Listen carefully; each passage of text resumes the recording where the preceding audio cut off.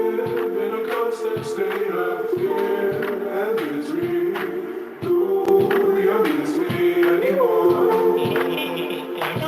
And live in a constant state of fear and misery. No, you're me anymore. And live in a constant state of fear and misery. No, you're me anymore.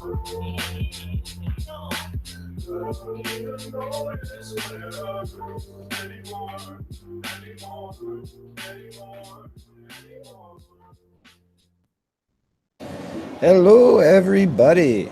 So we're bringing you Block Digest on Monday, November 25th, if I'm not confusing my days.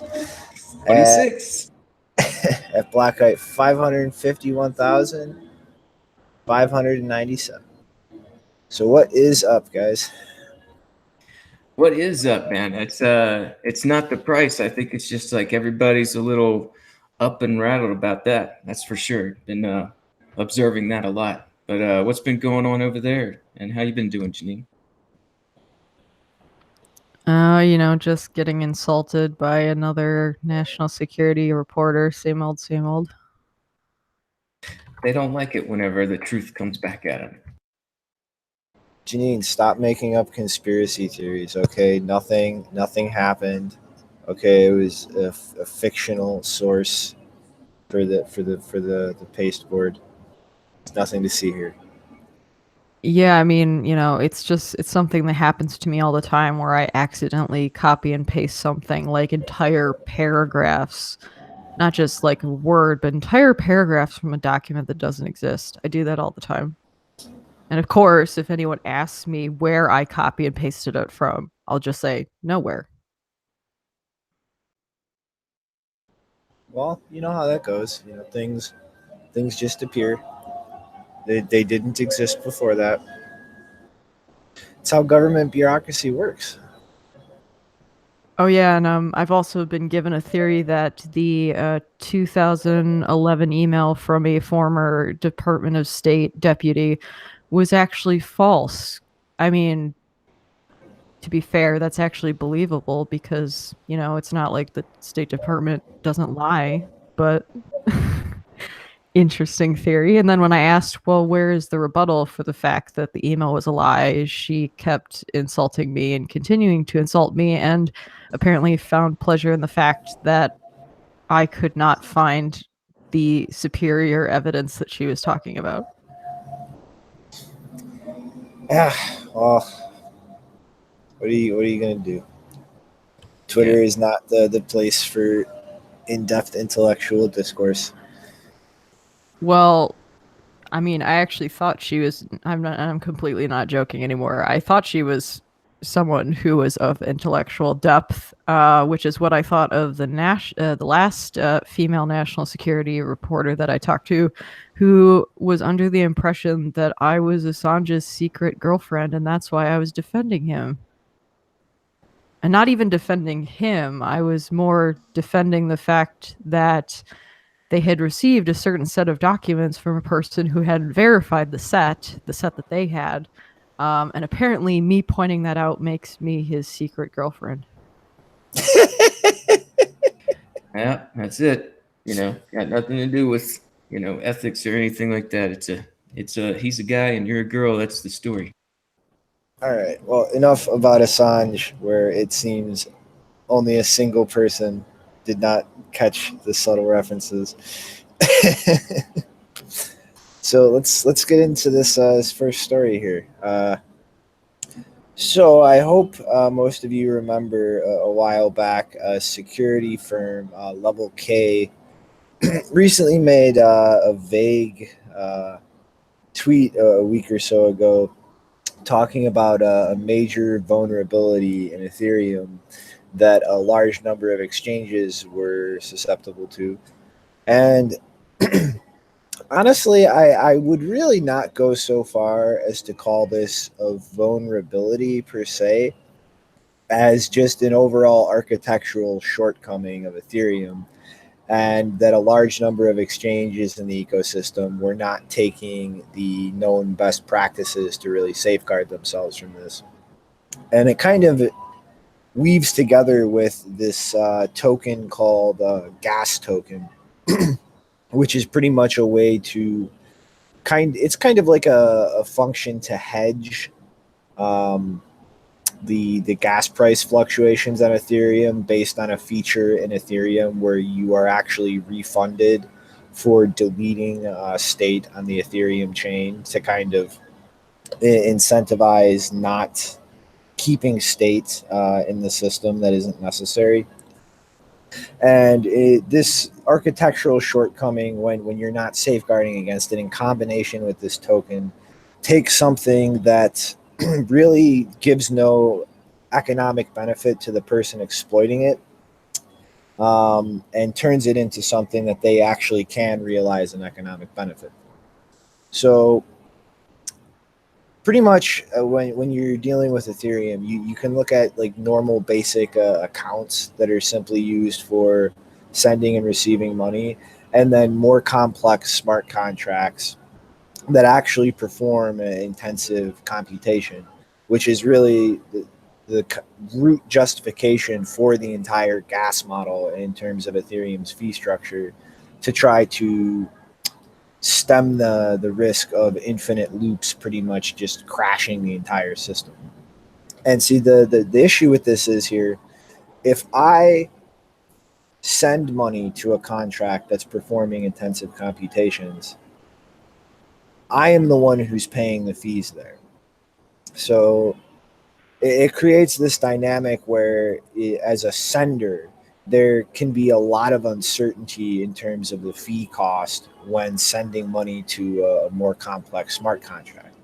And it kind of leads into the flaw here. If you don't set hard coded limitations on the amounts of gas that will be paid in a transaction, then people who construct malicious smart contracts can take advantage of this, or not even necessarily inherently malicious, but just a contract that performs very intensive computation and drain all of the money in an account just because it sent money to the smart contract. And so the big issue here was a decent number of exchanges were not actually taking that precaution to safeguard their,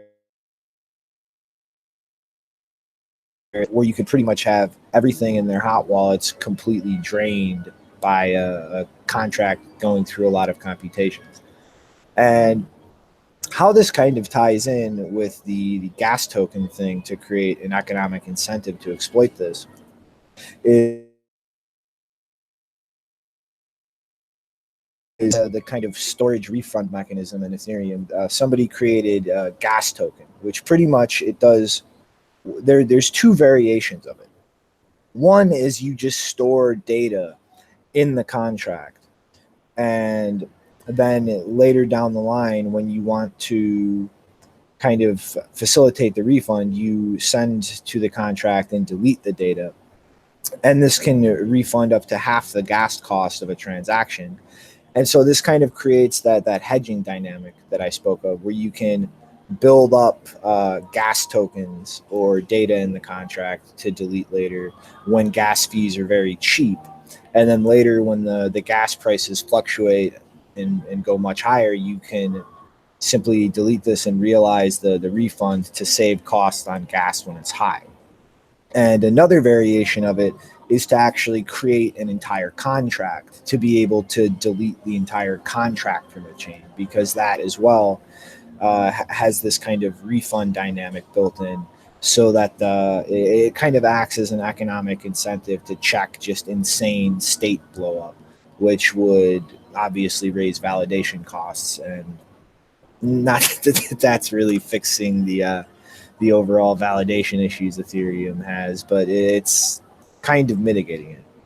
And so, in combination with this architectural flaw that some exchanges weren't defending themselves properly against, you could withdraw to a smart contract that's going to perform intensive computation and actually use this to generate a large number of gas tokens which are then something that actually has an economic value. And so this allows you to take what would just be the ability to pointlessly burn money and actually use it to generate these gas tokens, which can realize a profit for whoever's exploiting this flaw. And so, like again, I wouldn't really call this an exploit contract or unintended behavior. Overall, general flaw in the architecture of how gas is handled in Ethereum. And a lot of these businesses that were vulnerable to this were just really not following best practices. So as much as I would love to just point and laugh at another major smart contract bug in Ethereum, that's not quite exactly what was going on here. Although it is something that put a decent number of businesses at risk of a huge monetary loss. And so I kind of understand why Level K was using that language and describing it as this. But like this just it goes to show that it's like the only risk in Ethereum isn't just that you write a contract or just overall mostly unfixable flaws in the entire platform architecture. And those are the kinds of things that you can't just tweak and fix a little bit. Like it's flaws baked into the entire way the system works. Yeah, man. I mean, Ethereum is definitely, one of those that you can go to and sort of say like the way that their token was issued, and you can see through their foundation, you can sort of point out these problems along the way. And, the DAO was definitely one of those where you could see that there was problems in the coding as well. And, that's just something inherent with Solidity in itself. So, I mean, but the back end architecture and just formulating the best practices, that's something that I think everybody is kind of coming up at once, trying to figure out these best practices and the way that things should operate and the most efficiently and secure customers' funds. But I mean, I hope that most of these exchanges that are taking note of this are taking moves to fix this, because I mean, it's Ethereum and everything, but if they can try and save customers' funds, that's a good thing. I mean, right now a lot of people are hurting in crypto, and lots of any sort of bad story, you're going to see it sort of taken and expounded on and thrown into the press. So I hope that they can make a move to fix this and get that best practices worked out to where their exchange architecture is up to speed, because it does feel like we're starting to, everybody's sort of coming up to figure out what these best practices are. So yeah, I mean, like I don't think I'd hold this against them or anything. I mean, as far as saying like it's a vulnerability, but it's certainly something that needs to be handled.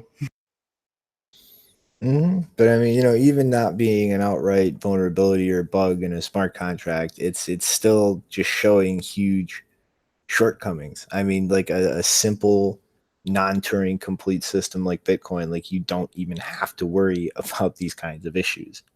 Like simply sending money does not put me at risk of arbitrarily increased fees based on the action of the person receiving the money I sent. Like you don't have to worry about all kinds of complexities in the process of spending. You just construct the transaction, you broadcast the transaction, and if the receiver wants to do anything in terms of increasing fees to confirm it faster, all of those costs are bared by them. Like it is literally impossible for the receiver of any money I send to increase my cost for sending that money. And just the notion that a blockchain system is constructed where that is a realistic risk for the sender is insane. Like that entire architecture is ridiculous. I'm not saying it is, but there's definitely been manipulated fees before, but certainly not where the sender gets to manipulate the fees from my end. So but yeah, I could just see where they need to figure this out as far as just coming up with a best practice and getting it implemented. Kind of shocked, Janine. You usually love making fun of the blockchain that can't even do multi-sig right.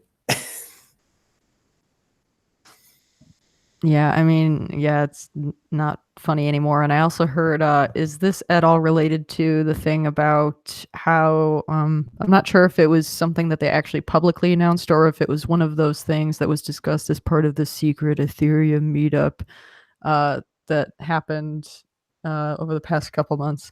Wasn't one of the things that they wanted to start charging rent for dApps? Yeah, I actually think I saw Vlad make a comment about that, but I haven't really been following a lot of that stuff too closely. Yeah, I just find it funny because it's like, oh, you're doing rent seeking. I see what you're doing there.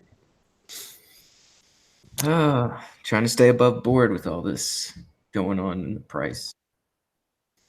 Well, I mean, it's what it's just an issue that you have to address when you're talking about like these kinds of complex dynamics in terms of state management and just like how fast that can blow up. Like you need some kind of restrictive incentive that contains that bloat and the rate at which it can increase. I mean, it's like why everybody still in Bitcoin appreciates how important the block size is. Like it's you can't just let those costs explode exponentially or the entire system unravels.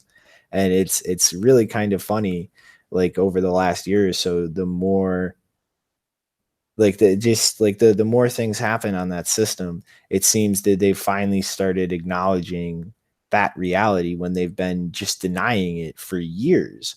When you've had people point this out and like why it inevitably makes Ethereum just a non-viable project in the long term, because the entire premise of the platform is just pretending these issues don't exist and using it for things it shouldn't be used for.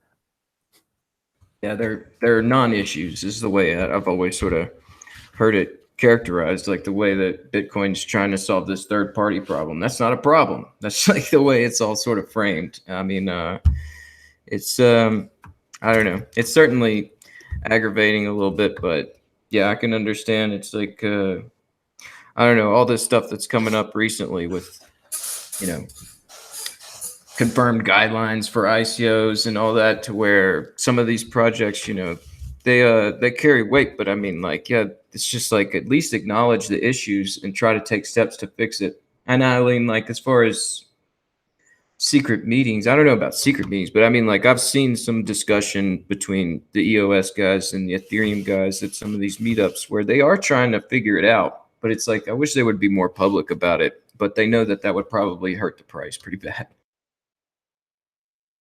And that's kind of like why I really can't take that project seriously or really respect anybody involved in it at this point. It's because they just keep like it's like they finally understood all of the problems that the platform has to deal with, but they just keep kind of lowballing the solutions and not really standing up and being blatantly public about it. I mean, like when you had like the really big push for a block size increase in Bitcoin happen, like you didn't have the experts like hiding and not like it's saying that's a very stupid idea in public, or like trying to create this impression that yeah, we'll do that, but like in the shadows, like saying no, we shouldn't. Like they stood up very loudly, very publicly, and went like, no, like this will not work. We can't do this. And like their prime concern wasn't how the price would react in the short term because people thought we had to do that. It was like, no, this is not a technically tenable solution to this. Like we have to do something else. Yeah, I mean, it's important to see all that that, you know, the way that the infrastructure works within the system as far as nodes and miners and getting all that right. I mean, that's where, you know, Nakamoto consensus is pretty damn brilliant. And so, yeah, a lot of people, they just move right past that. They don't understand that, that's it's really important that you have that architecture correct, because if someone can't validate, then how are you getting rid of the third party? It's like, well, the third party's not a problem. But it is, like, I do see like stuff publicly on the Ethereum subreddit where people are just like, they're exuberant, they're happy. They say Plasma's going to win, proof of stake, it's going to work. We got this thing going, they're excited about it. But legitimately, I've seen behind the scenes, like some guys that are legitimately worried about the way that Ethereum is planning on scaling, and they understand that the node architecture is in a bad spot. So, I mean, like, yeah, I just wish it was a little bit more public about that. But I guess it's got a lot to do with just the architecture of Ethereum. I mean, like, everybody's kind of a little afraid to speak out against, Vlad or Vitalik, or pick a side and then get the arguments going where, they really should just do that. I mean, like, the arguments going in Bitcoin have been pretty public and vocal, and I think it just gets the market to better understand what you're doing. And I mean, like, maybe that's just what they don't want. They don't want the market to understand. Of course they don't, because that would probably, in all likelihood, involve a violent downward correction. And yeah, then what is the Ethereum Foundation going to do about paying for solving, air quotes, solving these issues? I have no idea. It's it's a tough spot to be in. Mm-hmm. All right. So, Janine, did somebody in the Ohio state government hit their head, or did somebody get woke? I don't know. It's kind of a mixture, to be honest. Basically, the Wall Street Journal published an article yesterday that Ohio will be the first state in the U.S. to accept Bitcoin as a medium of exchange for tax payments.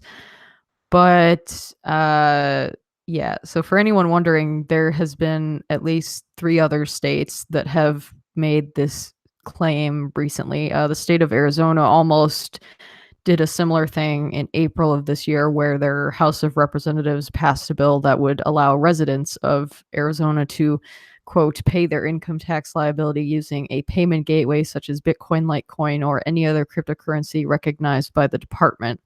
But according to Paul Vigna, who is, I think, at least one of the authors of this new article, that bill for Arizona was not signed into law, and it also was not pursued into law for Georgia and Illinois. Apparently, they were also trying to do similar things. In Ohio, I mean, this is probably the farthest it's ever gotten. A website was set up called ohiocrypto.com. Very interesting, because I looked at the archive of that domain, and I think it's only been up for a few months now, because an archive of it in August showed that the domain was on sale for like $6,000 or something like that. So it was bought very recently, at least this year, last couple months. But the website was apparently set up by the Ohio treasurer named Josh Mandel, who goes by Josh Mandel Ohio on Twitter. He hasn't tweeted though since January, and apparently he tried to run for a Senate seat and hasn't really been doing much. So a bunch of people were, I guess, a bit surprised. I can't read the Wall Street Journal's take on it because that article is paywalled.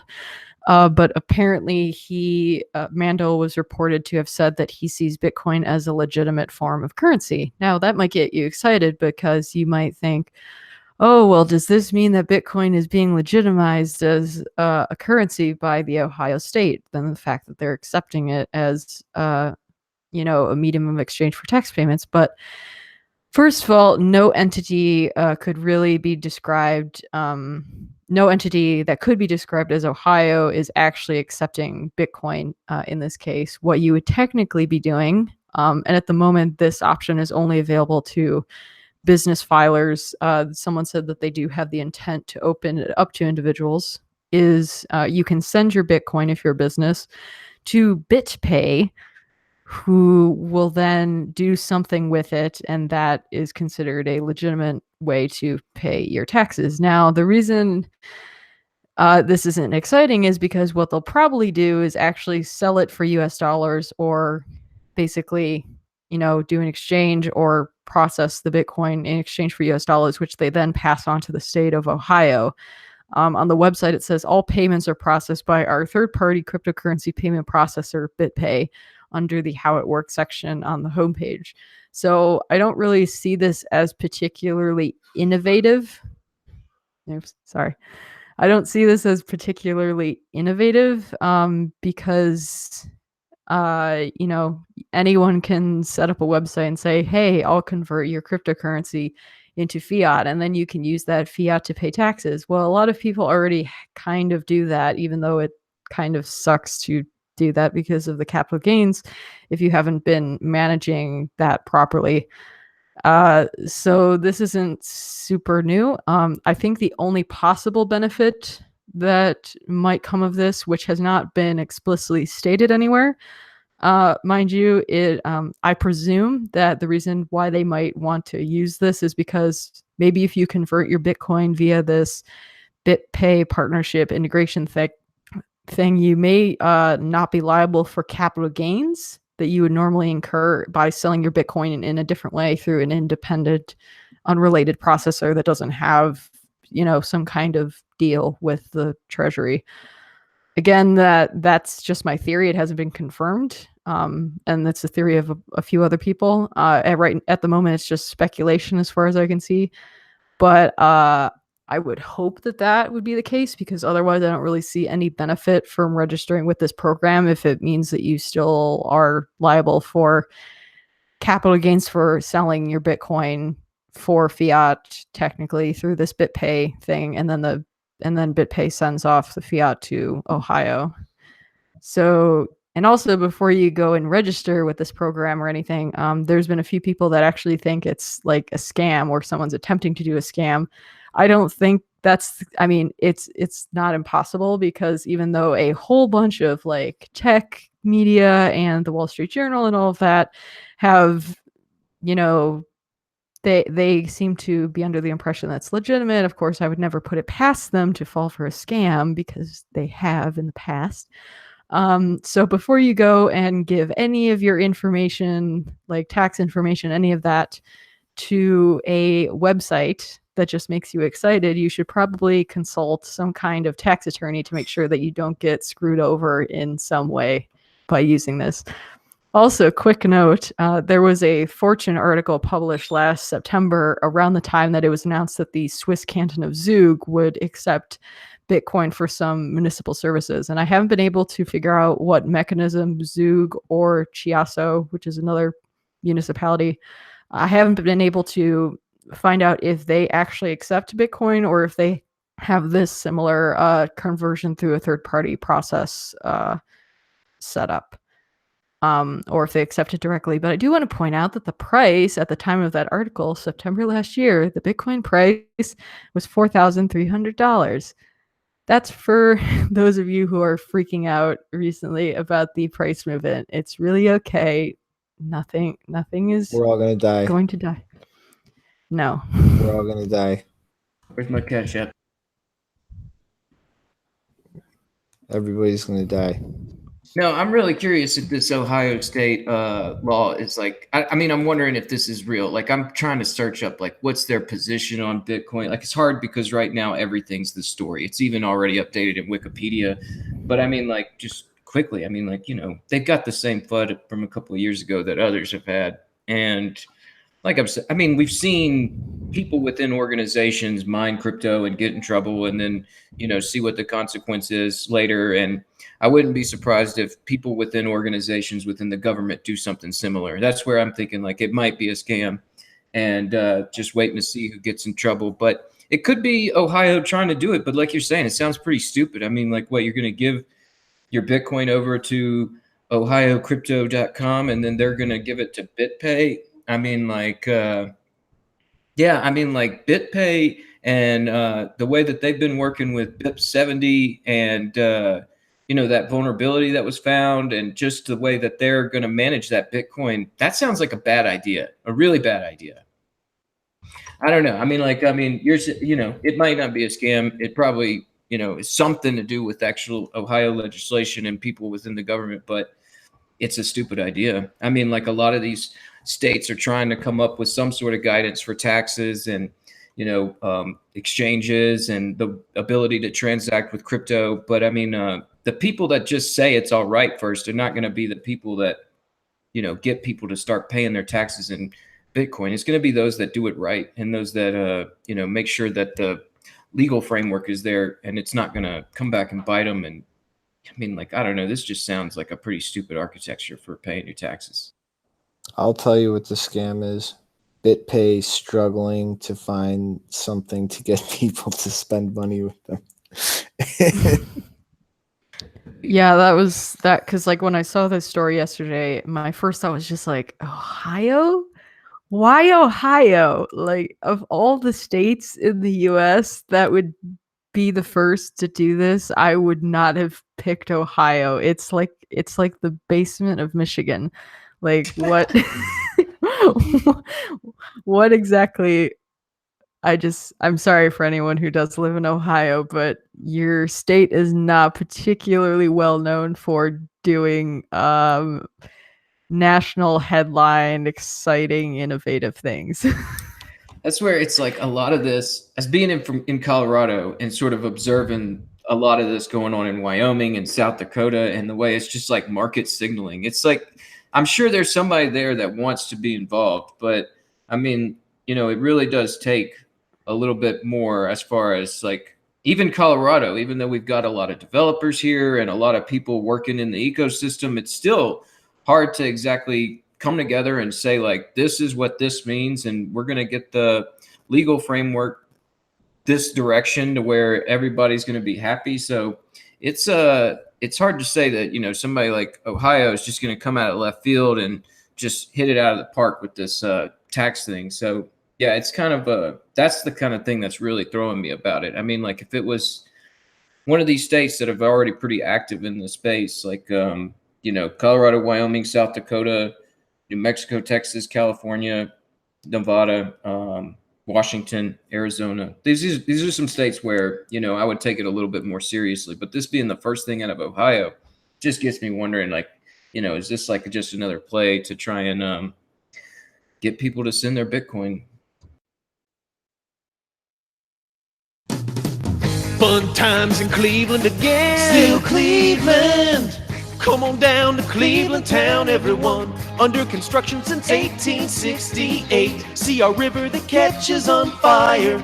It's so polluted that all our fish have AIDS. We see the sun almost 3 times a year. This guy has at least 2 DUIs. Flats look like a Scooby-Doo ghost town. Don't slow down in East Cleveland or you'll die. Our economy's based on LeBron James. Buy a house for the price of a VCR. Our main export is crippling depression. We're so retarded that we think this is art. It could be worse though, at least we're not Detroit. We're not Detroit. Oh man, those things are so funny, but you could do one about every little small town in every little state. Like, yeah, I mean, Ohio I've never been there, but I'm not going to rag on it too hard. I'm just saying it's pretty speculative as to the first pitch out of Ohio with crypto is all this. Yeah, playing that was a lot easier than thinking and having a real critical statement at this point.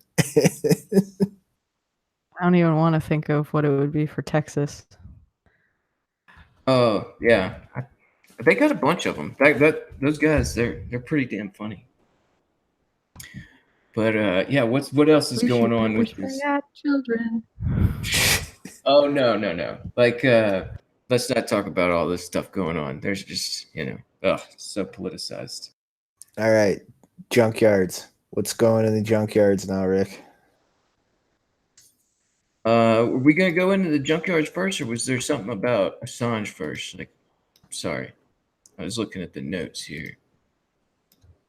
Janine? Oh, I mean, I can give like a quick 2-minute update. Basically, the government has responded to the motion by, I think it's the Reporters Committee, which I mentioned, I think, in the last show or two, about them basically trying to figure out whether this sealed indictment is actually existing, like to have the government actually unseal it.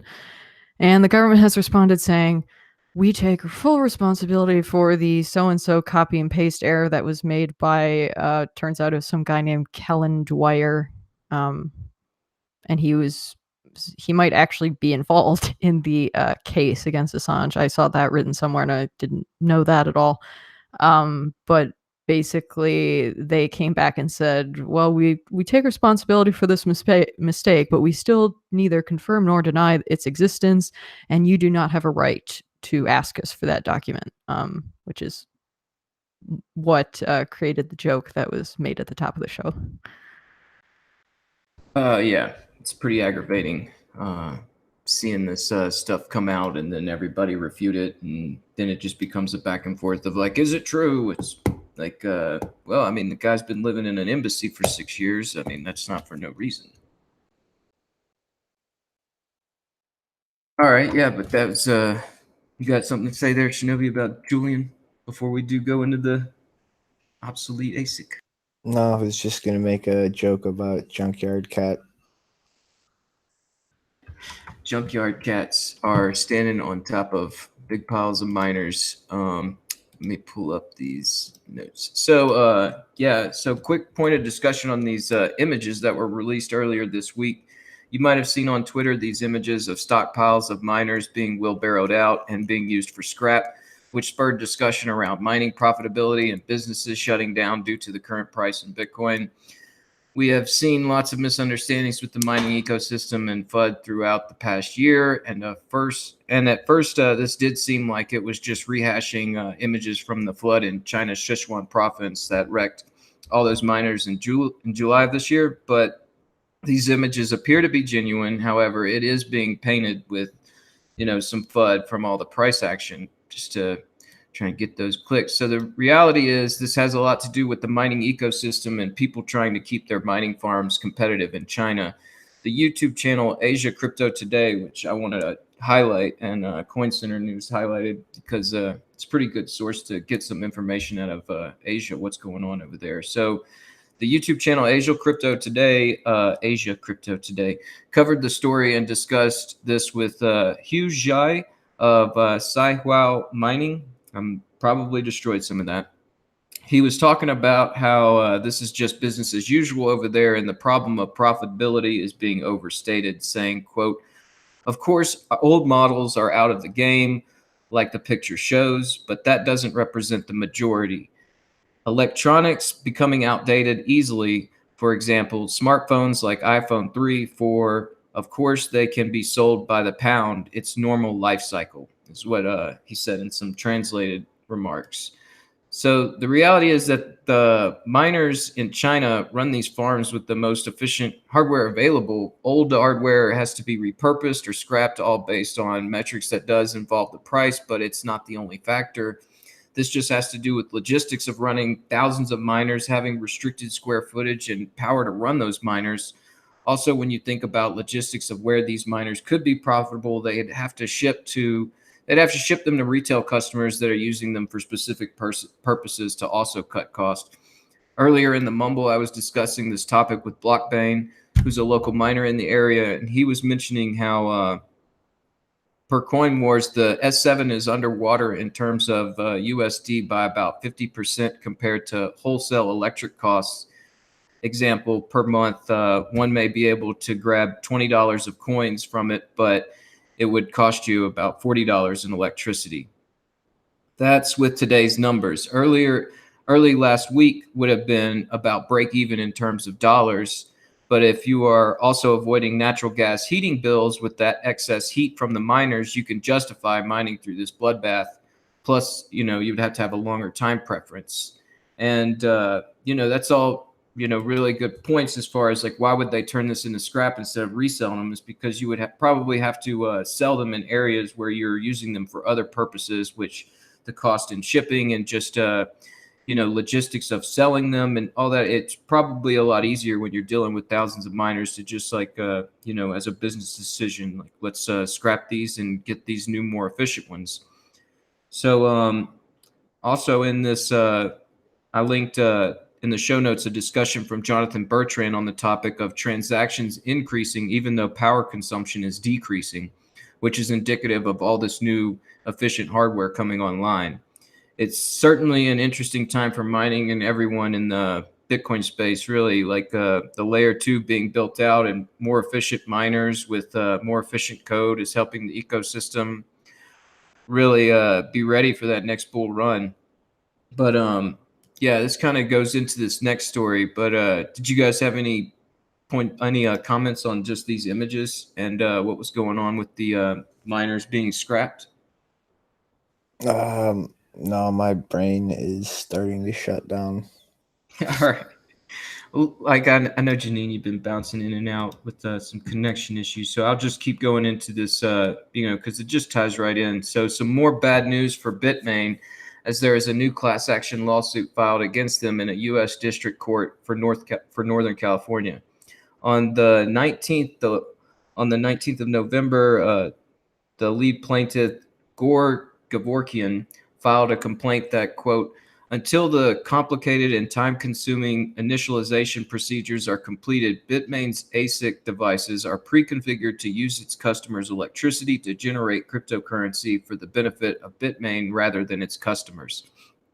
Gavorkian purchased an S9 from Bitmain early this year, where he faced difficulties getting the equipment configured and installed, saying, quote, during this time, the ASIC device were pre-configured to mine and deliver cryptocurrency to the defendant.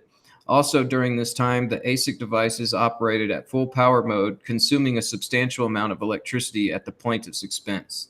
Gavorkian claims that this is unfair business practices, which, quote, conveniently, Bitmain cashes in on every second it takes to get the ASIC configured with the customer specifications and lays the substantial cost of operating the ASIC devices at the feet of its customers, end quote. Gavorkian and supposed other 100+ members of the class action suit are seeking, quote, full restitution of all expenses incurred as a result of Bitmain's unfair and deceptive practices, and an order requiring Bitmain to cease these acts of unfair competition alleged, which as of right now is totaling over $5 million. Coin Center makes a good point, though, that there's no way to tell how many people are actually represented in the suit because they could feasibly number in the hundreds of thousands. I mean, you're talking about anyone that purchased an S7 or one of these other miners where they had this initialization process where, you know, it would be slow moving and strictly pointed at their pool. So further, it notes that Bitmain always operates this way. Previously, when miners were in initialization mode, they could be set to consume less power.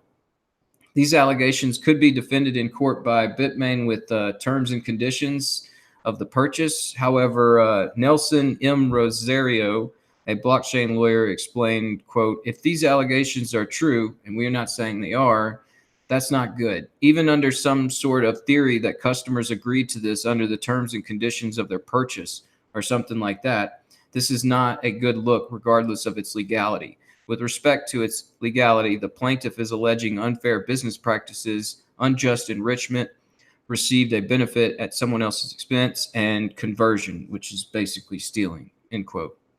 So Gavorkian's suit is being litigated by Robert Starr and the Frontier Law Center, who have successfully prosecuted class action lawsuits in the past. And Bitmain responded to the story telling Coin Center, quote, Bitmain does not use customer devices to mine. Mining for itself has long been part of Bitmain's business, and it has always been transparent. You can find further information on its transparency policy here and hash rate disclosure here, which are links to their blog. But honestly, we know from Bitmain's history that they haven't been very transparent or honest in their practices. We could talk about covert ASIC boost or amp bleed to expose these, but those are pretty technical. This suit for the initialization process being tainted while also requiring customers to use Bitmain's pool to increase their own hash rate and rewards sounds kind of a little bit easier for a judge to understand and make a ruling on. And it certainly doesn't look like good practices. But it does look like Bitmain is a victim of their own circumstance from being the first to develop ASIC chips for mining. I could see it starting up where they wouldn't they would want the highest likelihood for mining the next block. And from developing the hardware with this urge to be the best, I mean, it created this bad practice that doesn't allow their customers or competition, how you look at it, to come online immediately after shipment. And with the firmware pointing to their mining pool, it would increase that likelihood of getting the next block. So as a retail seller, however, as a retail seller mining As a retail seller of mining hardware, Bitmain should have been considering the long game, and that this commodity would reach a very high value, that if their customers felt cheated, that could come back to bite them. And since the activation of SegWit, we have seen an asymmetry of that rule set miners abide by, and increased efficiency with practices that encourage the development of the ecosystem. For instance, the how long open source firmware or Brains OS, and the way GMO is developing miners with retail customers' wants and needs in mind, not just their own. I mean, so yeah, with like all these S7s becoming less profitable and only for specific cases, as you know, these new efficient miners come on, and this class action lawsuit, the high stake in Bcash they've taken, this fighting between ABC and SV, plus all the competition coming online, is it's got to be putting a major crunch on the company. It'll be interesting to see how this IPO moves forward next year. But yeah, what do you guys think about all this as far as the Bitmain, the you know, what they're doing as far as with the S7s, and how exactly the mining ecosystem is doing with all this new efficient hardware coming online, and the cost per transaction going down, but the consumption of electricity, you know, what do you guys think about this?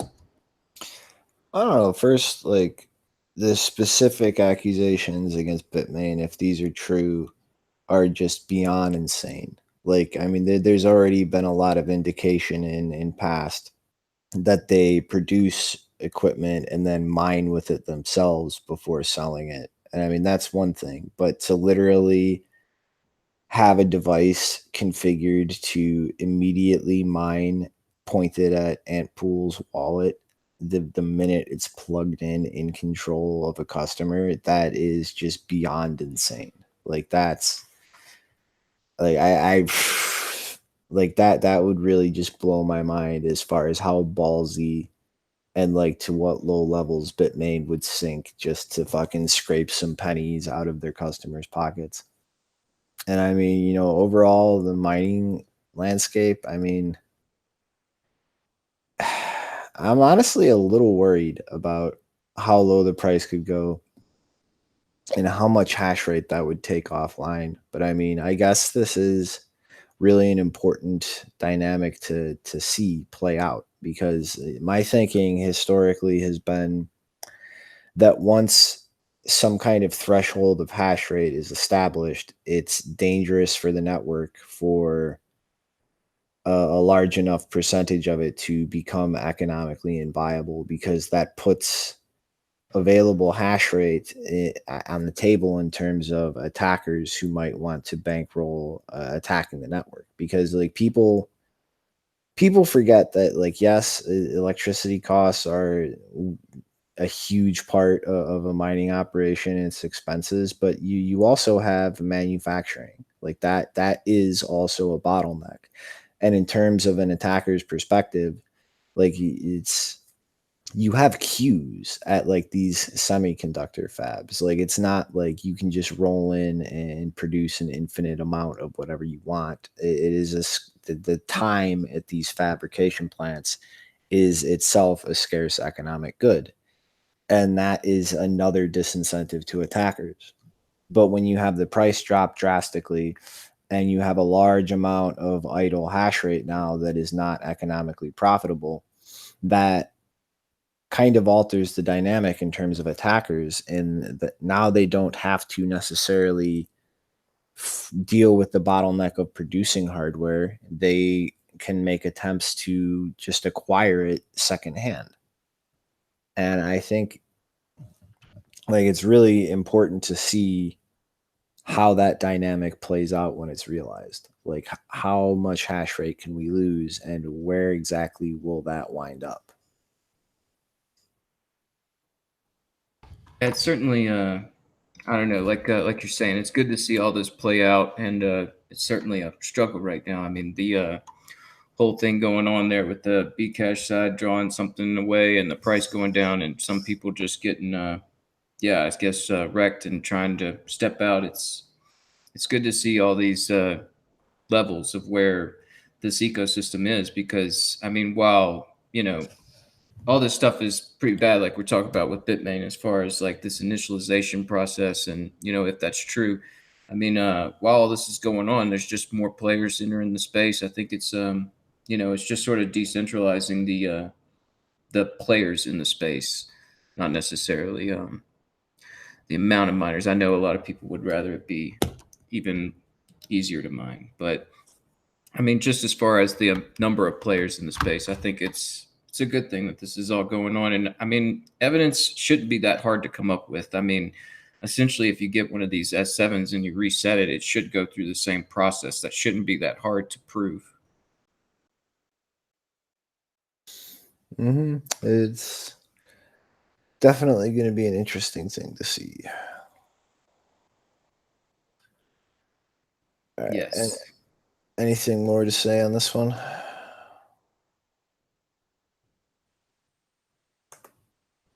No, just that those images were not from that flood. I see somebody in the chat saying that's where it was from, but apparently those were genuine. Huh. All right. Well, I guess next up is a tweet that James Hilliard put out a few days ago.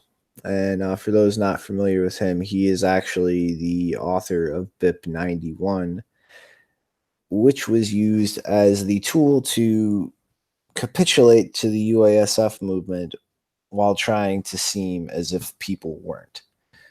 But he's claiming that he has isolated a number of flaws in BIP 70, BitPay's payment protocol implementation, and a few different wallets that have security impacts. Although he is saying explicitly that these would be very difficult to actually deploy or use in practice. So I guess I'm doing what Nopara would call fear mongering. But pretty much the gist of things are BIP 70 is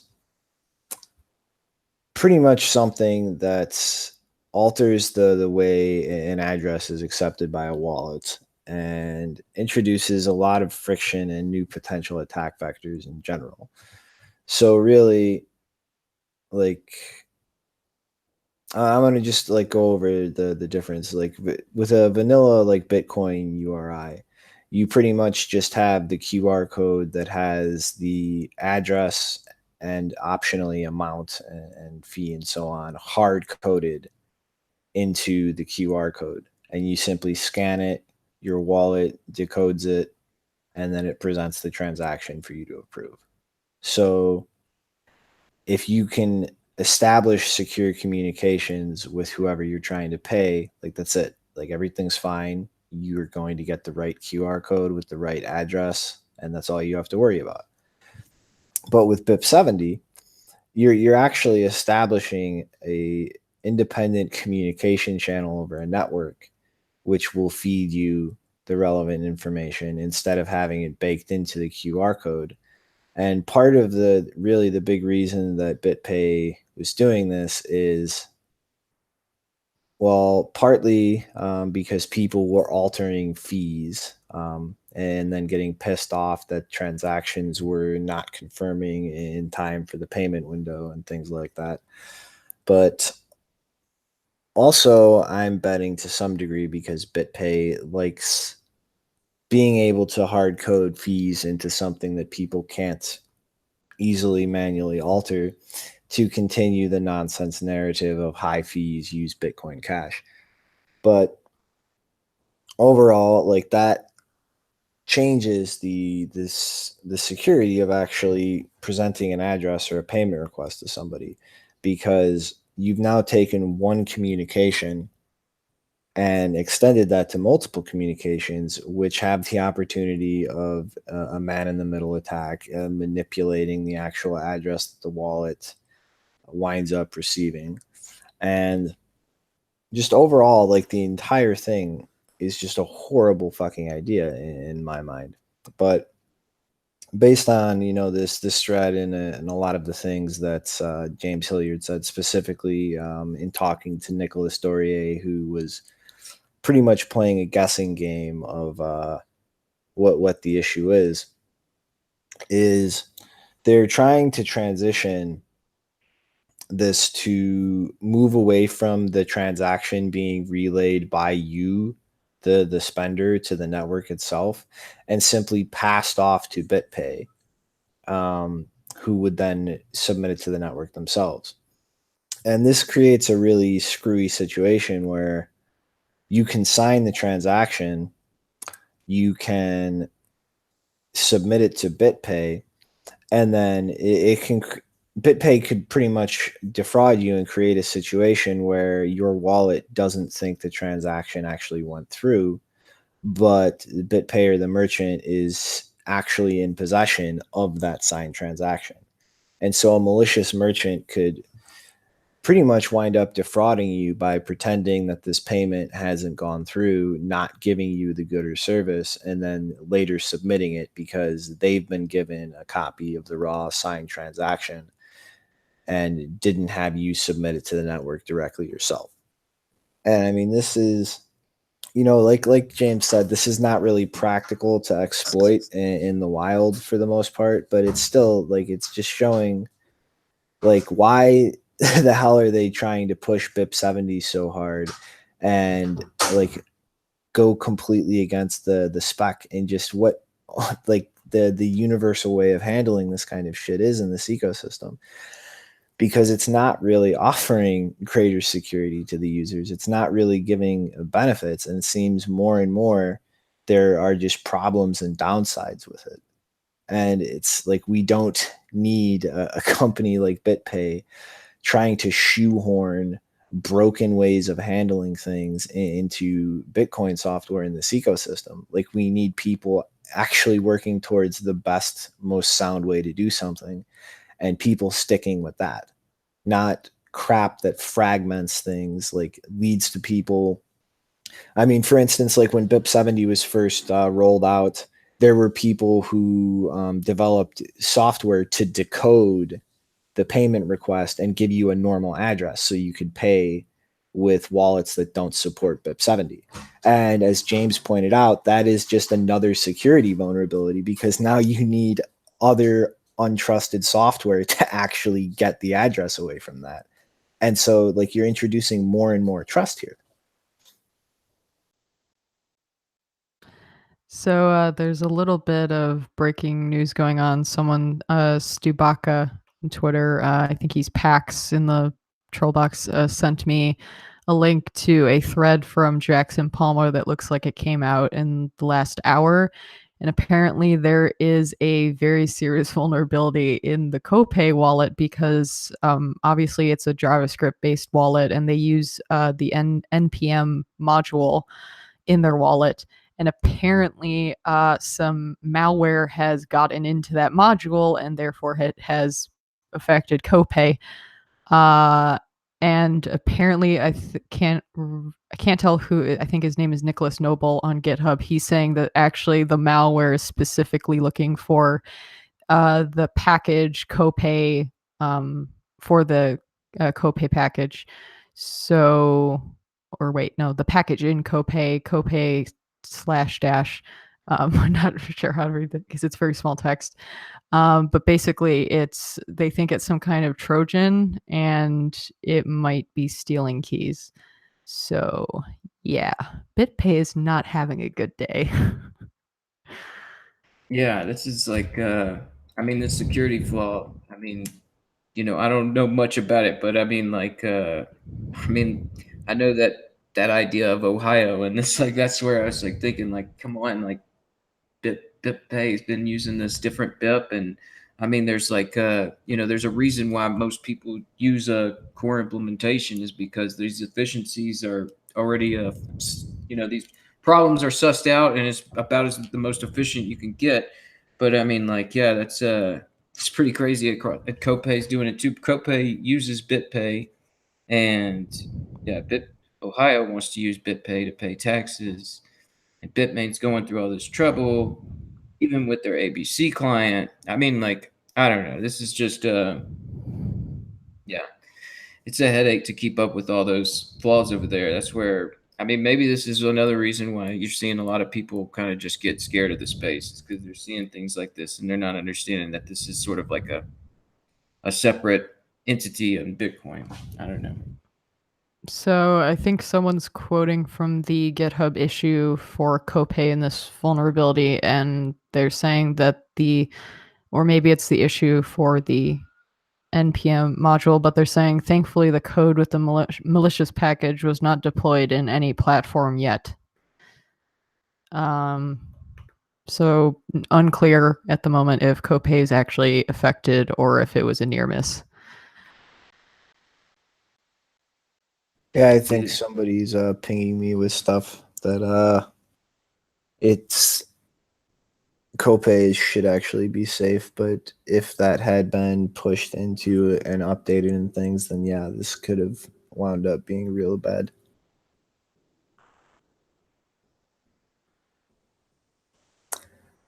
Well, BitPay. Alrighty. On to the next one, guys. Yeah, what's else going on? Tired of talking about BitPay. All right, so let's talk about Coinbase then. Yeah, it's a good thing. Another lawsuit. Let's talk about this. So, a few episodes ago, we discussed the charges or the case being dismissed against Coinbase for their surprise Bcash launch and market manipulation. And the plaintiff was pretty much told to reformulate the charges into something more specific with an actual legal accusation. And so they have done so and actually had to file for an extension. And I think it's exactly a week after the previous deadline to refile charges. They finally filed on the 20th. And they've decided to make much more specific accusations in terms of how Coinbase actually profited off of this. And pretty much are accusing them of,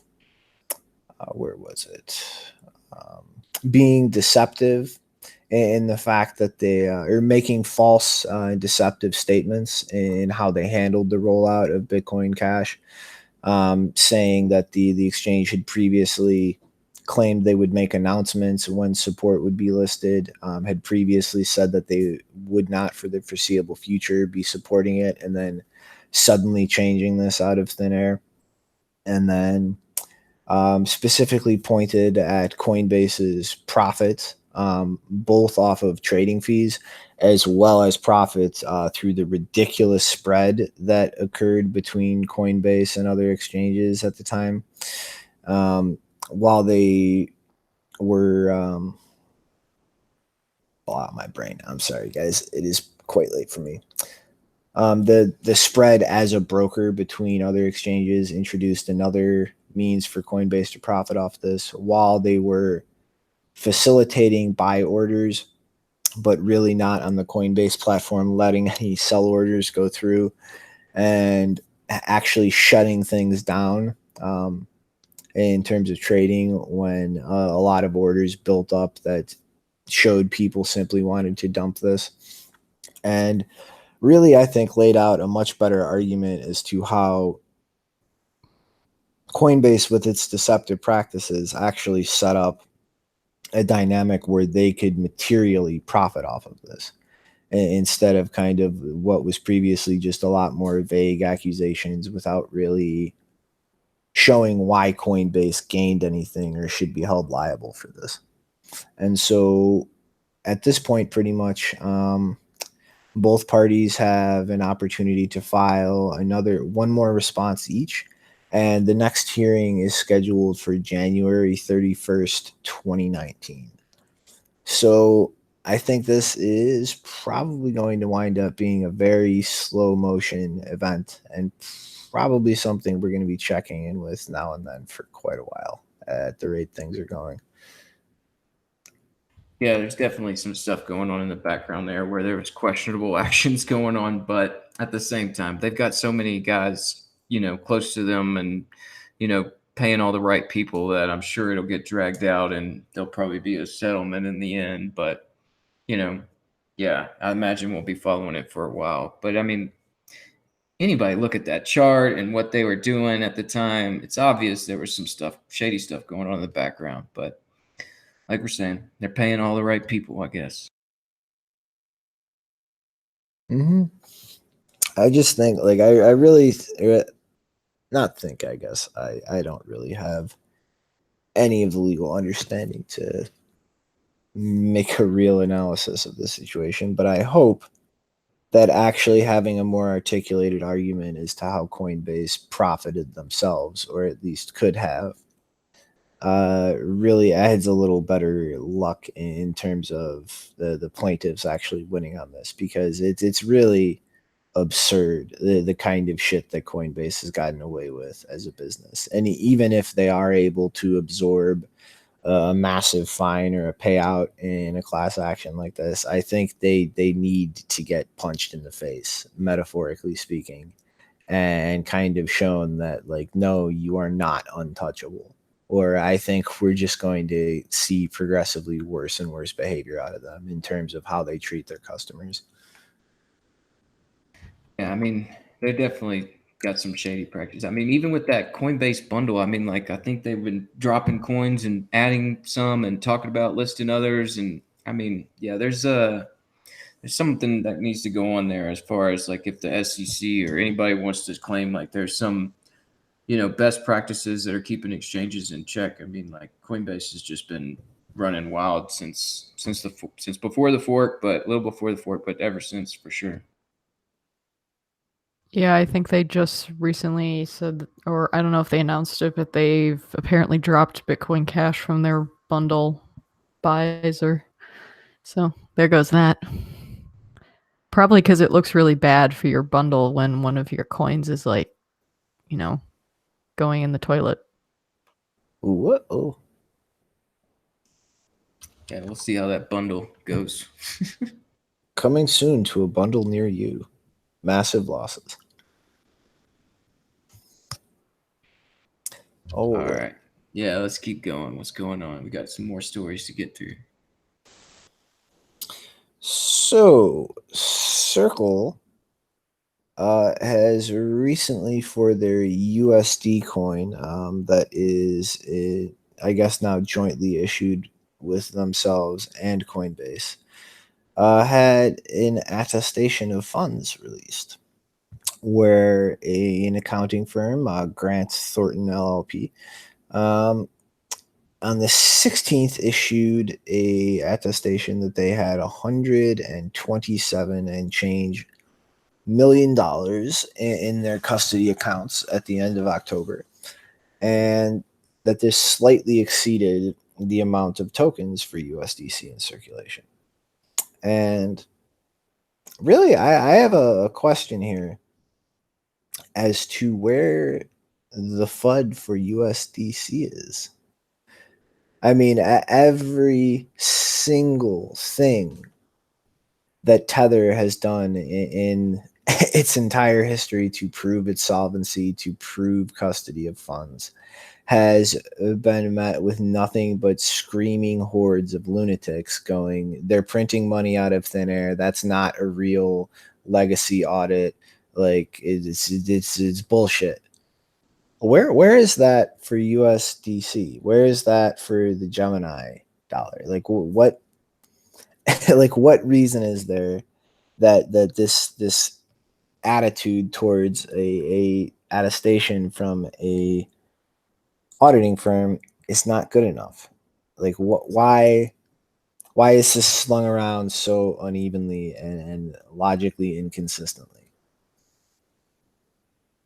Yeah, that's what I'd like to know, man. I mean, you know, this is where when the Tether FUD showed up, I guess that was late last week or early this week. Like, I was immediately thinking about, well, I saw this post with this attestation of funds and their audit came out. And I was just thinking, like, yeah, how come nobody's getting up in USDC space about, you know, where exactly all these funds are going and how exactly are they being moved around? Why are they going here? Like, you know, Pax in the chat was saying, like, you know, it's confusing, but I mean, there are block explorers and you can look at it and, you know, you can dig it up. I mean, but I mean, yeah, people aren't really that confused, I guess, by USDC in the way that it's working, even though it's, you know, a similar product. So, yeah, it's one of those things where you could just see basically the difference of people that are working in the traditional market and doing things to where people that are in power are happy, and then those that aren't, and the way that they get, you know, treated differently. It's just it shows to me that a lot of people have a vested interest in not having a very how should I say this, nimble and flexible company like Bitfinex be so important in the pricing of Bitcoin. In other words, like somebody who is not bending over backwards to do every little thing that regulators are demanding of businesses in this ecosystem, and who is kind of asserting themselves a little more than other businesses in terms of like, no, if we don't actually have to do something, we're not going to.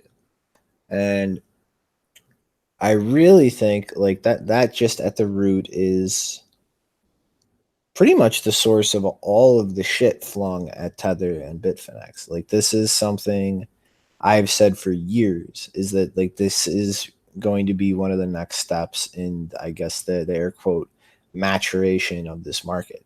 Like governments, regulators do not like businesses that are not completely under their thumb, and they're going to do everything they can to undermine the legitimacy and the ability to operate of any business who is not going to just put themselves there.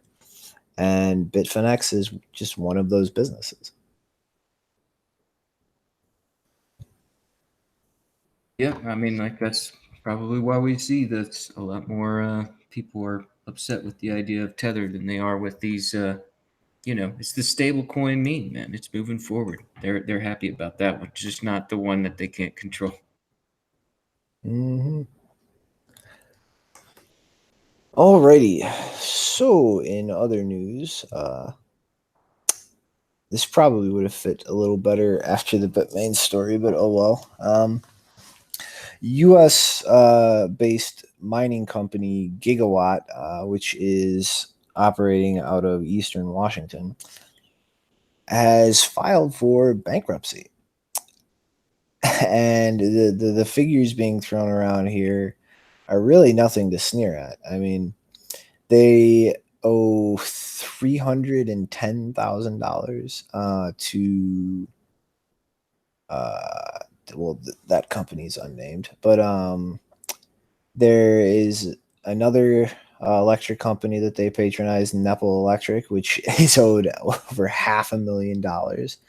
So like this mining operation has racked up a very large amount of unpaid electrical bills, and the total liabilities, or at least the current estimate of everything, is around $10 to $50 million.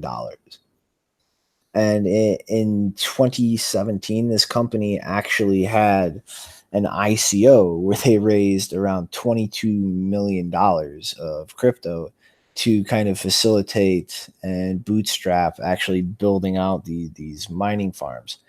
And the entire business model was kind of centered around and trying to help, I guess, the smaller scale miners in terms of like hosting and self-contained boxes of mining equipment.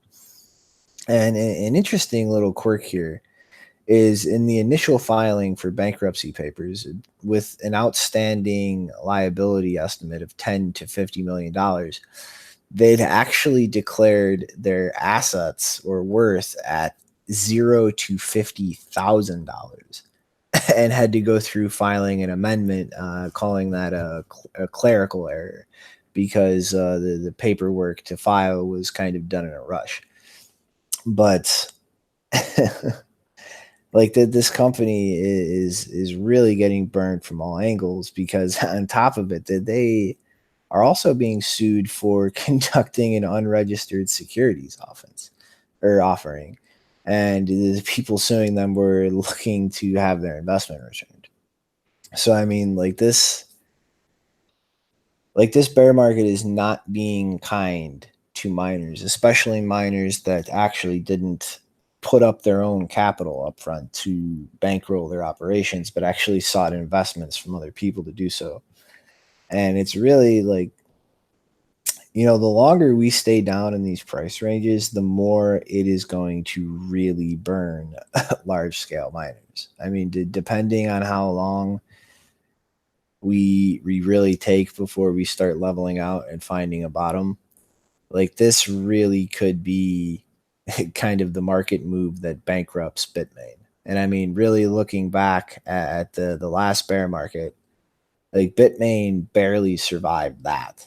And they really only did because they were able to run at a larger scale than their competitors and ran their competitors out of business. And then things started moving in the other direction at the right time. And considering a lot of the big financial missteps that Bitmain's been making, I mean, in the next year or so, it's really not out of the realm of reason that we might be seeing a headline saying Bitmain is filing for bankruptcy, and not a smaller, lesser known operation like Gigawatt.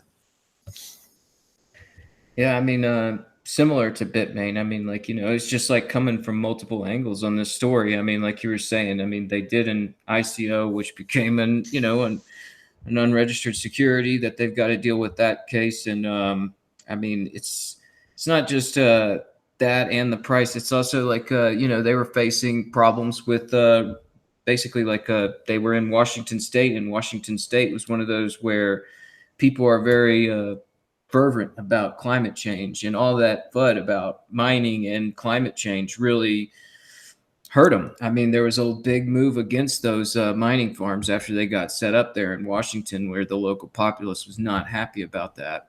And I mean, they're just they've got all these problems from multiple sides. We've seen it in Canada, and I mean, like, I know the next story gets into it, where it's just like, these guys get these contracts and they jump in there, and then all of a sudden, the regulatory problems sort of start propping up, and you have to deal with all this FUD. And if you don't, I mean, yeah, you can end up underwater real quick whenever you're dealing with all these different factors coming at you. Well, I mean, it's just markets, like you can't actually predict what they're going to do, and that's the whole nature of really a business, is you're trying to predict whether the market will value what you do or not, and hoping they do, because if they don't, well, you're losing money and not making it. And that is not how to run a successful business. Hard times in the mining ecosystem, man. Mm-hmm.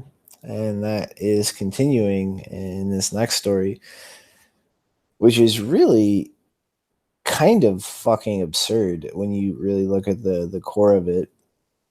So Norway previously had a tax subsidy in place for large industrial operations, which miners of cryptocurrencies qualified for. And pretty much they have a consumption tax on electricity.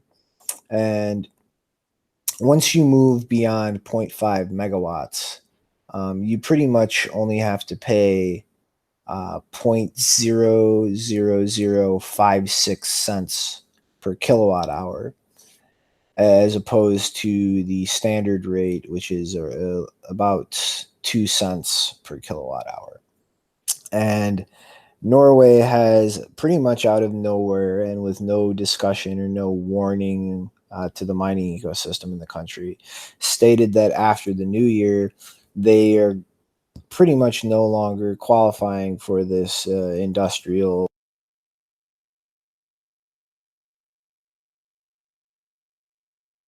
Hello? Okay, sorry, accidentally muted you're my back. mic. But yeah, so after the new year, they no longer qualify for this tax subsidy. And like this is like going to really affect, especially with the compounding aspect of the price going down, any miners operating in Norway. And the reason for doing this is really just insane. Like at the point of like it literally makes me want to smack my head and go, how fucking absolutely retarded being can you be to some of the people in the Norwegian government? A quote from Lars Haltebrekken, who's one of the parliament representatives that pushed for and was involved in the report that led to this, says, Norway cannot continue to provide huge tax incentives for the most dirty form of cryptographic output like Bitcoin. It requires a lot of energy and generates large greenhouse gas emissions globally. Norway gets more than 95% of its electricity from renewable carbon neutral sources. So in what fucking deluded, retarded world do you think making it more expensive to mine in your country with a 95% or plus like source of renewable energy, do you think it's going to help lower carbon emissions from Bitcoin mining? Like, how completely fucking stupid do you have to be to think that is a rational train of thought? Yep. Yeah, it's like that's what I was saying. I mean, like all this FUD on the on the energy consumption and what Bitcoin mining is doing and the way that it secures, like all this stuff really needs to be cleared up. And I mean, like I'm glad there are some guys out there working on all that because I mean, this is what happens. I mean, it's a political blowback. I mean, that was a political, you know, it's a political attack. I mean, it's something where they could say, look, Bitcoin's using X amount of energy, we can put that in the context of it being a coal burning plant. And we can say like, you're putting out this much greenhouse gases and how this is a terrible thing for the climate whenever you're not going through the nuance of like, yeah, this is mostly renewable energy. I mean, most of these mining firms, I mean, like, you know, what it was, Bitfury had a $35 million mining contract earlier this year in March with Norway. And so, I mean, like I imagine they're setting up all like as much as they can on renewables. That's one of the main things that helps miners become efficient is the fact that they're getting this through cheap energy and not through old practices that cost a lot for the energy. So, I mean, like this has got to be pushed back. This is like we're seeing basically in Washington and here in Norway, and I suspect other places, a lot of people run with that narrative of like, yeah, but Bitcoin's going to burn down the world, and yeah, we've really got to push back on that as much as possible to talk about how, you know, it's all about the infrastructure and that you're using renewable energies, and through the value proposition, you're kind of coaxed into finding more efficient ways to mine with renewable energies, and that includes improving renewable energies efficiencies. And I mean, it should help in the energy consumption. I mean, it's kind of difficult to explain, like, I mean, like, yeah, all these hospitals are running off of, these old plants, and they've got all these TVs running all over on every floor that nobody's watching. And we could talk about how that's wasting electricity, but they don't want to get into those discussions. It's a political push at attacking Bitcoin, and unfortunately, it's working in some areas. Yeah, but like as Shinobi pointed out, this is kind of like double stupidity because on one hand, obviously they believe in this idea that Bitcoin is going to kill the planet, which is one stupidity in itself because that's based on absolutely no accurate or substantial evidence, and all of the studies we've seen so far, except for maybe one that's kind of in development, is mostly based on extrapolations that don't make sense, like this whole idea that that each transaction requires, like, or that the number of transactions has any effect whatsoever on the energy use is stupid. So any study that has that kind of statistic in it should just be ignored flat out. But the second stupidity is that, see, if I was a country and I believed that Bitcoin used a lot of dirty sources of energy, well, my response would be, well, we use clean sources, so let's encourage it to come here so that we can like contribute to, you know, the development of alternative energy sources for Bitcoin mining. So it's two levels of stupidity. It's one, the belief is stupid, and two, the response is stupid because it achieves the opposite of what they supposedly want. Yeah, and I mean that cost of energy consumption per transaction, like that, you know, that thread that Jonathan wrote out, it's like it shows that it's going down, and I mean that's because of increased efficiencies in mining equipment.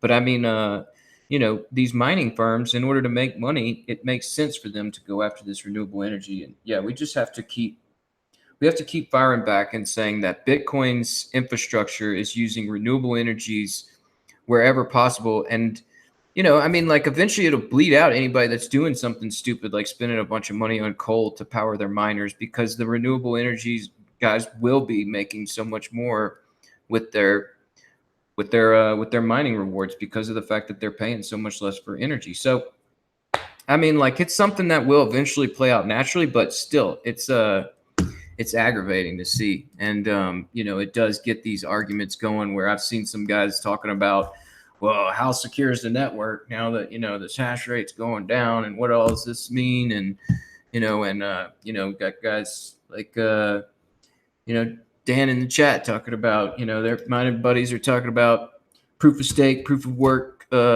merge mining and all this, and how it could still be used. And I mean, it's upsetting because it's really just all based off of, you know, misconstrued information and bad facts. So, yeah, we need to keep counteracting. We need to keep countering that narrative. However we can. I mean, mainly just talking about how Bitcoin is using renewables, and I mean, just sort of beating back at how, like, just sort of beating in the idea that this is about the infrastructure that Bitcoin mining is using. I mean, if you look at that, it's mostly hydroelectric dams. It's mostly people that are using a combination of solar, wind, and hydroelectric, and, you know, people that aren't, and that are, you know, just buying off the grid. I mean, like, you know, they're doing it for now, but I mean, like, it's not really the greater percentage of the network. I mean, we should just keep reinforcing that.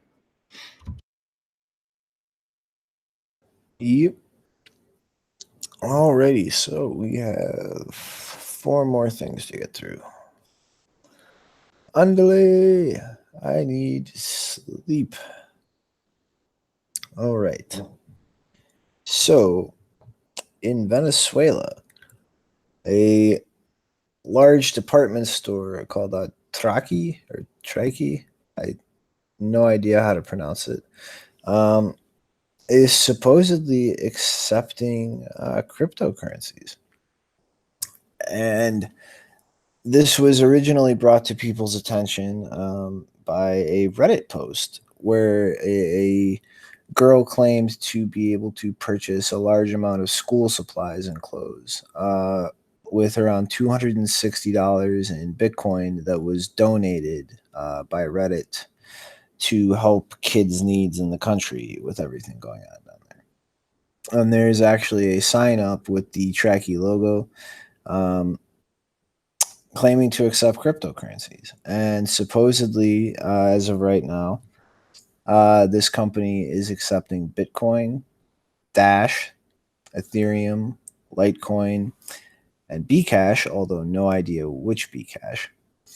And like, if this is true, I mean, this is potentially stupidly huge in terms of the growth of Bitcoin. Like, I mean, to actually see a major conventional business in a country that is experiencing insane amounts of currency devaluation right now turn to cryptocurrencies because of the relative stability of it compared to their own currency, it would be huge. And before we went on air, like, I was really thinking about this a lot in terms of like the big picture long-term growth dynamic of everything. And really, I think that a large part of the synergy between countries like Venezuela and the West are really what's going to drive, I think, the maturation and adoption of things, where I think we'll have mostly like large capital from Western countries like the United States. It's like pretty much the bankers and Wall Street and the wealthy shoving all their capital into Bitcoin and being the contributing factor to massive growth in terms of price and market cap. And that dynamic, the more it plays out, is just going to increase more and more the stability of Bitcoin in terms of price and valuation. And the more it grows and the more stable it gets, the more it makes sense to use transactionally as a currency in third world countries that aren't having as severe as a problem as Venezuela.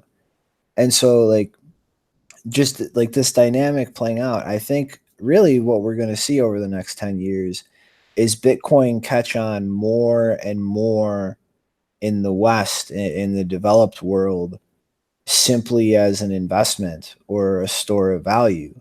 And the more that happens in the West, the more it's going to facilitate, and the more places it'll help make sense in the developing world for it to actually be used as a currency.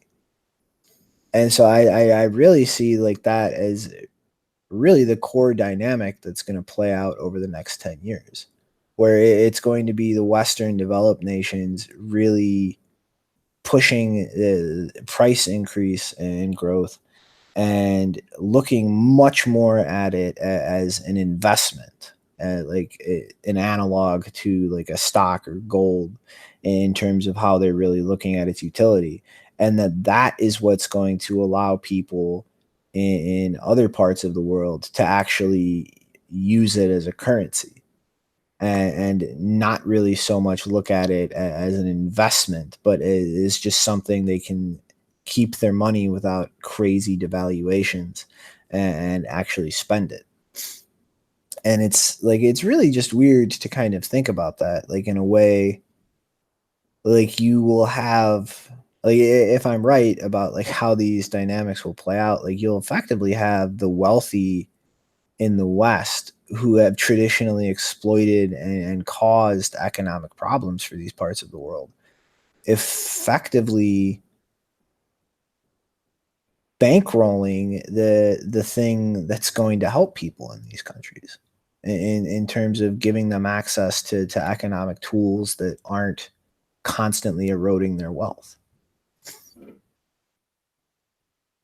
Yeah, that's like it's one of those interesting theories, and going forward in the future, it's like where I don't know. I try and discuss this with people here in the area that are fairly well to do, and it always is kind of like this. I don't know. It's like this misunderstanding of like the way that central banks have played a role in some of that economic fallout on these third world countries. And I know that there's a lot of people in this area that want to help people, but they don't understand how to help people other than to go protest or to go and scream on Facebook or Twitter or share a bunch of posts about something. Where I'm hopeful that eventually the people will kind of wake up to the idea that if you invest in Bitcoin, you're investing in, not just your ability to have more purchasing power in the future, but you're also helping some of these other countries stand up on a leg while they're being run through hyperinflation. And I mean,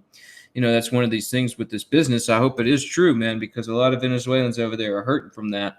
And, that's where eventually, yeah, the currency aspects of it. I mean, like I see it coming on through multiple angles, right? Like, I mean, Lightning Network's here. I mean, we've got greater efficiency with SegWit already, and we got liquid side chains. We got lots of things that are helping, the whole medium of exchange of Bitcoin and the liquidity of it. But I mean, like, yeah, the actual incentive to use it, it's like going through hyperinflation. Eventually, a business is going to say, like, you're telling us to accept this, but like I'm living this life where I can't afford to pay my bills because of the fact that the currency we're using is just constantly being devalued. And so as a business, I have to do this just to stand on a leg and start accepting Bitcoin as a payment and as a payment mechanism. So, I mean, like, it's going to come on through multiple angles, but I definitely see that as where it's like if people can, invest in helping others sort of step outside that third party system that's causing so many troubles. And I mean, like, I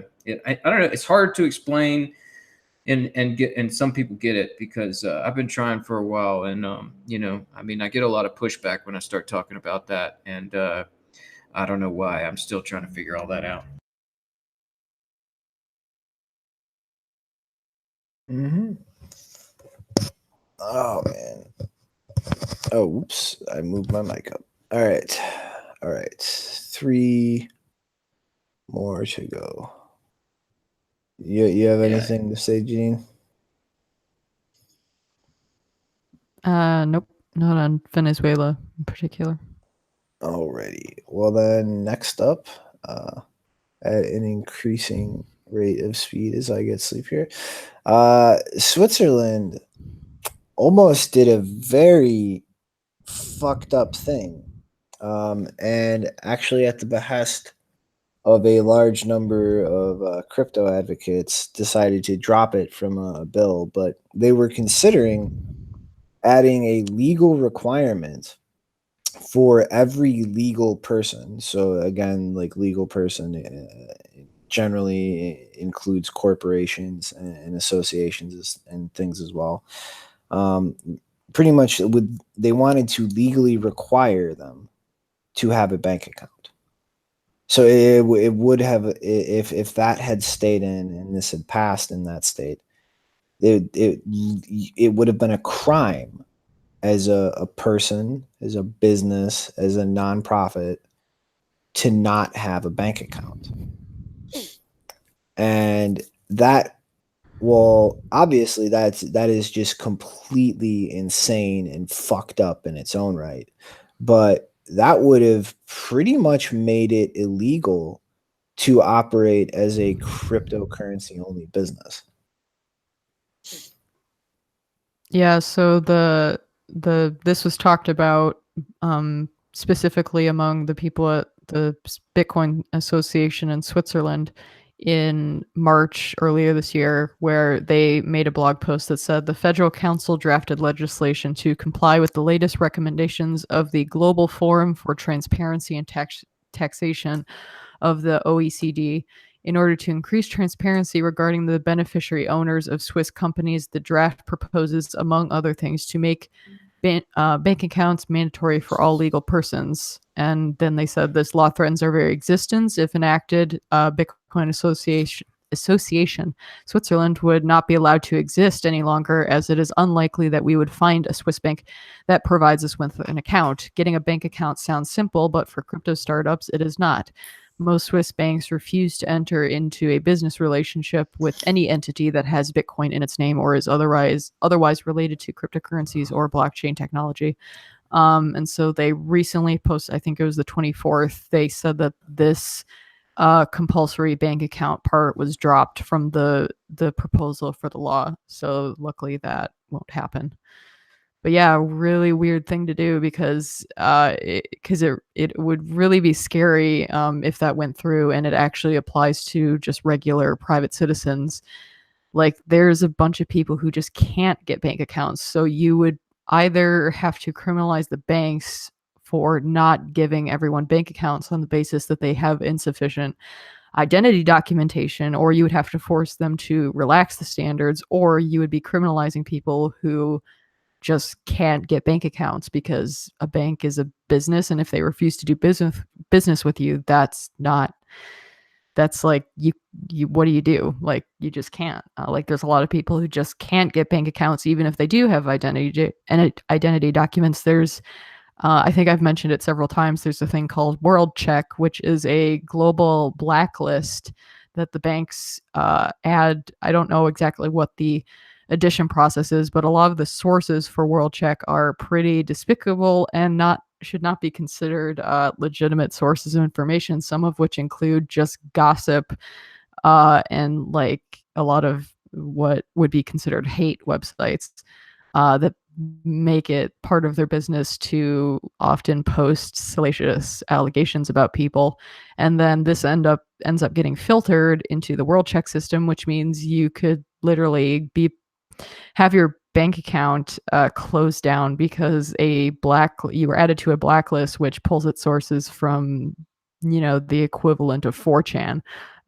So that's pretty scary. I didn't look to see whether they would do that kind of thing, if it would be a crime to just not apply for a bank account, or if it would be a crime for the banks to not allow you to get a bank with them or something like that. But either way, it's not a good idea, and that's a good thing that they're still allowing people to not have bank accounts. Yeah, certainly a good thing if they want to stay up at the forefront with the space. Mm-hmm. All right, second to last. This is actually pretty interesting. So, in France, there are apparently very commonly small tobacco shops. And starting from the 1st of January, 3,000 to 4,000 of these shops will be equipped with software allowing them to sell Bitcoin voucher coupons. And these will pretty much be sold in different denominations, 50, 100, or 250 euros. The article from Toshi Times I'm reading is saying. But they've already made a deal with a company, Buy Media, who will be developing and providing the software for this, and Kepler K, who will be linking all of these shops into an exchange order book and liquidity pool to facilitate buying this. And like, this would be huge because, from everything I've looked at in this, it seems like these shops are pretty universal and common all over France. And this would open up an immediate, very frictionless way for people to simply get their hands on Bitcoin without any hassle or trouble. And, the more the more on ramps you build like this, the less friction it is when things really turn around, that is preventing more new people from flooding into the space and actually getting their hands on Bitcoin. And I mean, ultimately, at the end of the day, like, you need a huge diversity in those options, because it's not really practical to expect a company like Coinbase to have an account for every person on the planet and actually manage a business at that scale. Like, if you start looking at on-ramps for normal people as if they have to be like the thing with an account where you verify your identity, you really following that through to the end, well, then it's the only places people will be able to get their hands on cryptocurrencies are things like Citibank or Bank of America, because the scale and scope of a business like that, it would be absurdly huge.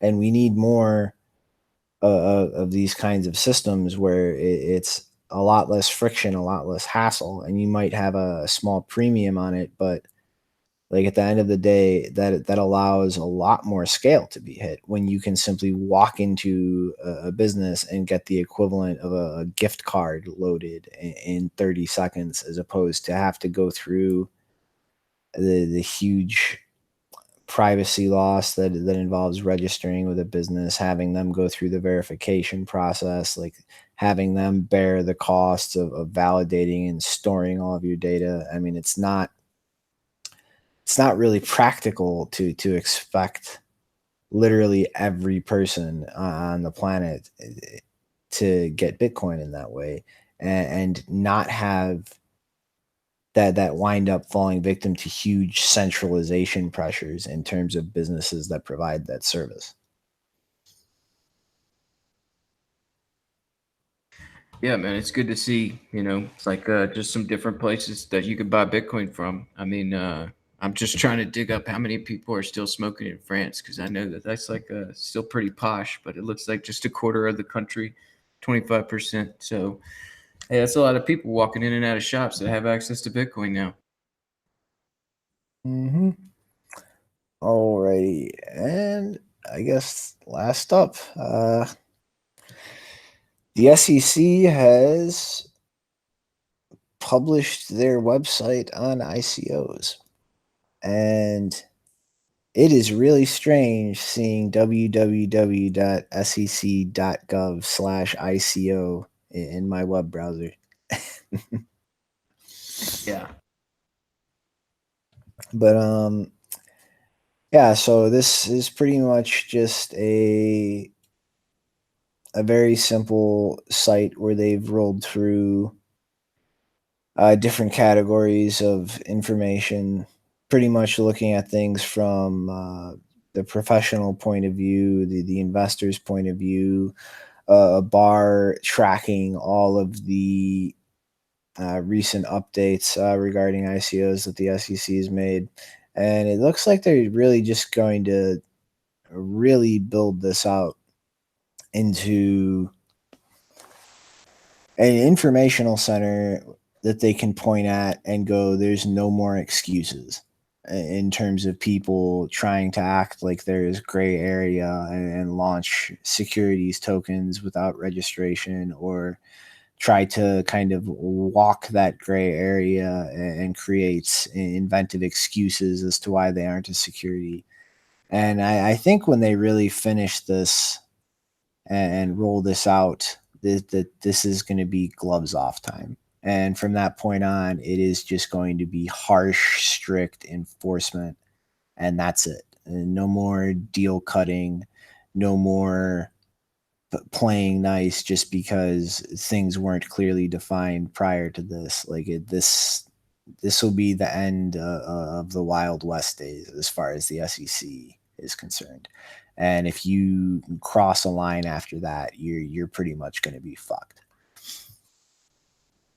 Yeah, it's real odd to see sec.gov/ICO and then, talking about it as like this is the future of raising money. And I mean, it kind of does. I don't know. It makes me think of like where this next bull run is going to be. And I can imagine just like a world of legit ICOs. I mean, I saw we didn't really cover it, but recently there was a story on Overstock going all in on crypto, where they were basically using a venture, like I think it's called Medici Ventures. Like it's another company that they're setting up where it's all just blockchain based solutions. And I was looking at it, and it really does look like an ICO.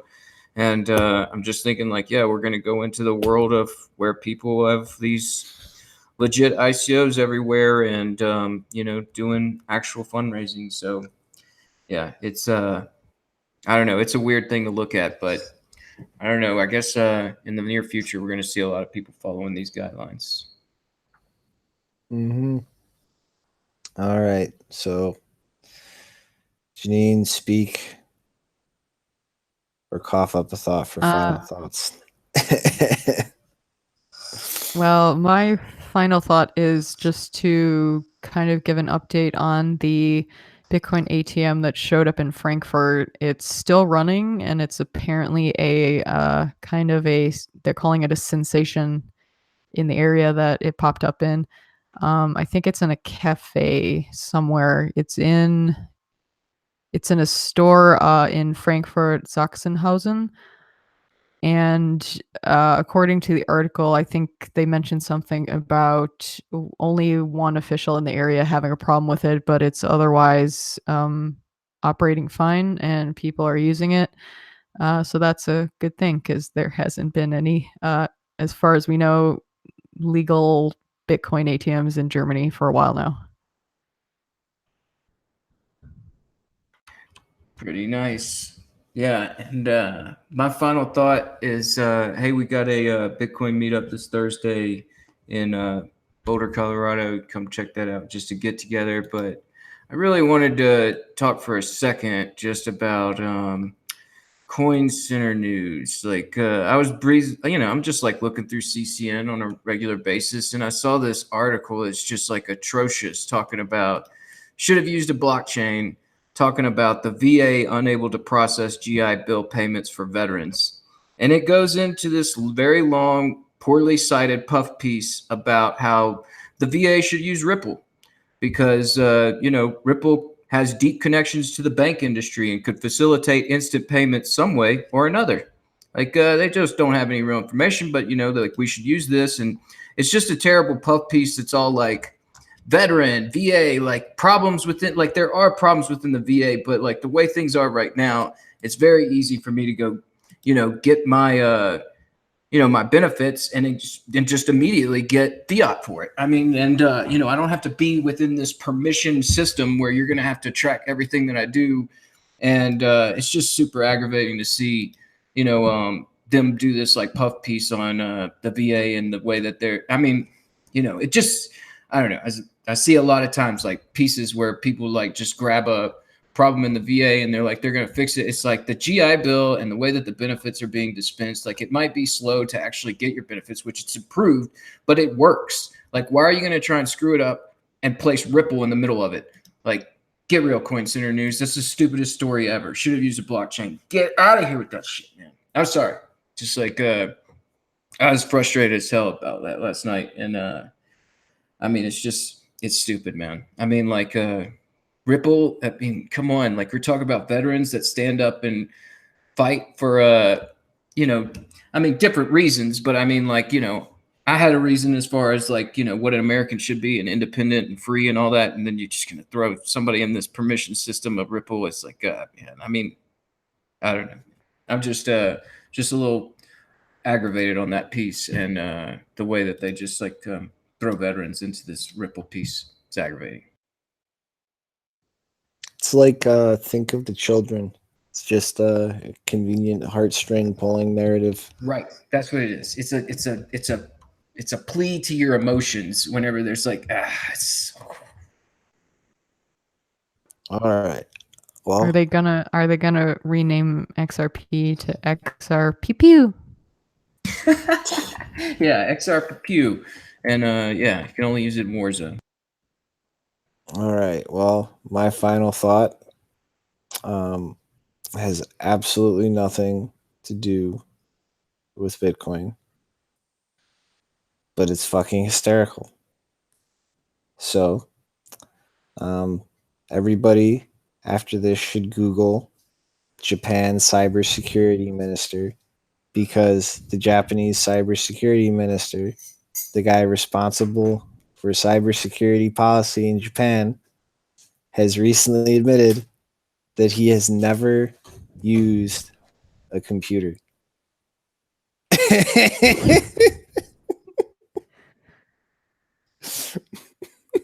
Well, and if you want to show that you understand computers, don't even use Google to look that up. Use DuckDuckGo. There you go. And just a final thought. Yeah. Cyber Monday, Bitcoin deals. Jump in, man. It's called Black Friday. Well, now that Black Friday is over. Black Monday. Oh man. Cyber Alrighty. Monday. Alrighty. My brain is broken. I think that's all, folks. Yeah, all right. We're gonna let Shinobi go to sleep, and you know it's hard getting all this stuff together on timing and stuff. So might not be around Wednesday. Might be back Sunday. We'll get back for sure on that though. Let you know on a tweet. When All right, Shinobi was everybody. saying that, when you were saying that you wanted to tell us something funny, I thought you were gonna say something about what you did to Nopara's balcony. No. All right, that's it. Goodbye. Good night, all. I'll see you later. Auf Later, everyone. Wiedersehen.